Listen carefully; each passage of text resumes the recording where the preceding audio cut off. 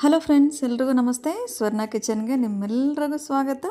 ಇವತ್ತು ನಾವು ನಮ್ಮ ಕಿಚನಲ್ಲಿ ಚಪ್ಪರ ಬದನೆಕಾಯಿ ಅಂದರೆ ಸೀಮೆ ಬದನೆಕಾಯಿ ಅಂತ ಹೇಳ್ತಾರೆ. ಸೀಮೆ ಬದನೆಕಾಯಿ ಪಲ್ಯ ಮಾಡ್ತಾಯಿದ್ದೀನಿ. ಬಿಸಿ ಅನ್ನಕ್ಕೆ ಹಾಕ್ಕೊಂಡು ತಿನ್ನೋದಕ್ಕೆ ತುಂಬಾ ಚೆನ್ನಾಗಿರುತ್ತೆ. ಅನ್ನ ಸಾಂಬಾರಿಗೂ ಸಹ ಸೂಪರ್ ಕಾಂಬಿನೇಷನ್ ಇರುತ್ತೆ. ನಾನು ಈ ರೀತಿ ಸಣ್ಣ ಸಣ್ಣದಾಗಿ ಹಚ್ಕೊಂಡಿದ್ದೀನಿ. ಒಂದು ಚಪ್ಪರ ಬದನೆಕಾಯಿ ತೊಗೊಂಡಿದ್ದೀನಿ.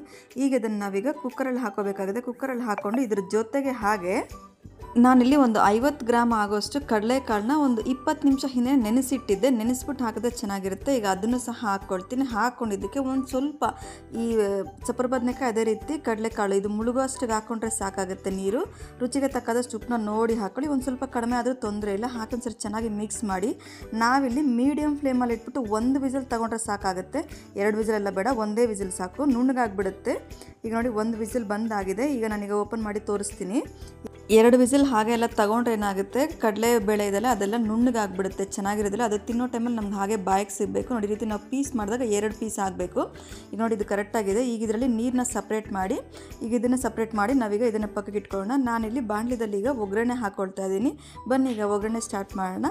ಈಗ ಇಲ್ಲಿ ನನಗೆ ಒಂದು ಪಾತ್ರೆ ಇಟ್ಕೊಂಡು ಇದರಲ್ಲಿ ಒಂದು 2 ಟೇಬಲ್ ಸ್ಪೂನ್ ಆಗೋಷ್ಟು ಎಣ್ಣೆ ಹಾಕ್ಕೊಳ್ತೀನಿ. ಎಣ್ಣೆ ಸ್ವಲ್ಪ ಬಿಸಿಯಾಗಲಿ. ಬಿಸಿ ಆದ ನಂತರ ಒಂದು ಅರ್ಧ ಟೇಬಲ್ ಸ್ಪೂನ್ ಆಗೋಷ್ಟು ಸಾಸಿವೆ, ಹಾಗೆ 1 ಟೇಬಲ್ ಸ್ಪೂನ್ ಆಗೋಷ್ಟು ಕಡಲೆಬೇಳೆ, 1 ಟೇಬಲ್ ಸ್ಪೂನ್ ಆಗೋಷ್ಟು ಉದ್ದಿನಕಾಳು ಹಾಕ್ಕೊಳ್ತೀನಿ. 2 ರೆಕ್ಕೆ ಕರಿಬೇವಿನೆಲೆ ಹಾಕ್ಕೊಳ್ತೀನಿ. 2 ಹಸಿಮೆಣಸಿನಕಾಯಿ, 1 ಒಣಮೆಣಸಿನಕಾಯಿ ಹಾಕ್ಕೊಳ್ತಾ ಇದ್ದೀನಿ. ಈಗ ಇದಕ್ಕೆ ಒಂದು 4 ರಿಂದ 5 ಸಿಪ್ಪೆ ಸಮೇತ ಬೆಳ್ಳುಳ್ಳಿನ ಜಜ್ಜಿಬಿಟ್ಟು ಹಾಕ್ಕೊಳ್ತಾ ಇದ್ದೀನಿ. ಒಂದು 2 ನಿಮಿಷ ನಾವೀಗ ಇದನ್ನು ಫ್ರೈ ಮಾಡೋಣ. ಅದಾದ ನಂತರ ಇಲ್ಲಿ 1 ಮೀಡಿಯಮ್ ಸೈಜ್ ಈರುಳ್ಳಿ ಸಣ್ಣ ಸಣ್ಣದಾಗಿ ಹಚ್ಬಿಟ್ಟು ಹಾಕ್ಕೊಳ್ತಾ ಇದ್ದೀನಿ.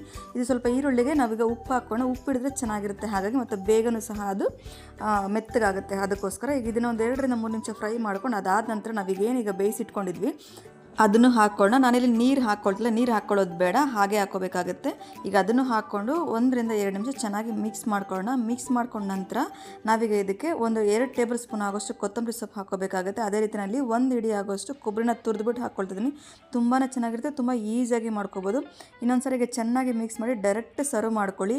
ಅನ್ನ ಸಾಂಬಾರಿಗೆ ಕಾಂಬಿನೇಷನ್ ಆಗಿ ಪೂರಿ ಚಪಾತಿಗೂ ಜೊತೆಗೆ ತಿನ್ನೋದಕ್ಕಾದರೂ ಆಗಿರ್ಬೋದು, ಅಥವಾ ಬಿಸಿ ಅನ್ನಕ್ಕೆ ಹಾಕ್ಕೊಂಡು ತಿನ್ನೋದಕ್ಕೂ ತುಂಬಾ ಚೆನ್ನಾಗಿರುತ್ತೆ. ತುಂಬ ಈಸಿಯಾಗಿ ಮಾಡ್ಕೋಬೋದು. ನಿಮ್ಗೆ ಈ ಸೀಮೆ ಬದನೆಕಾಯಿ ಪಲ್ಯ ಇಷ್ಟ ಆಗಿದ್ರೆ ನೀವು ಸಹ ಒಂದ್ಸಲ ಟ್ರೈ ಮಾಡಿ ಕಮೆಂಟ್ಸಲ್ಲಿ ತಿಳಿಸಿ. ಹಾಗೆ ನನ್ನ ಚಾನಲ್ ಸಬ್ಸ್ಕ್ರೈಬ್ ಮಾಡೋದು ಮಾತ್ರ ಮರಿಬೇಡಿ ಅಂತ ಹೇಳ್ತಾ ನಾನು ಈ ವಿಡಿಯೋ ನನಗೆ ಮುಗಿಸಿದ್ದೀನಿ. ಮತ್ತೊಂದು ಒಳ್ಳೆ ವಿಡಿಯೋ ಜೊತೆ ಬರ್ತೀನಿ. Thank you.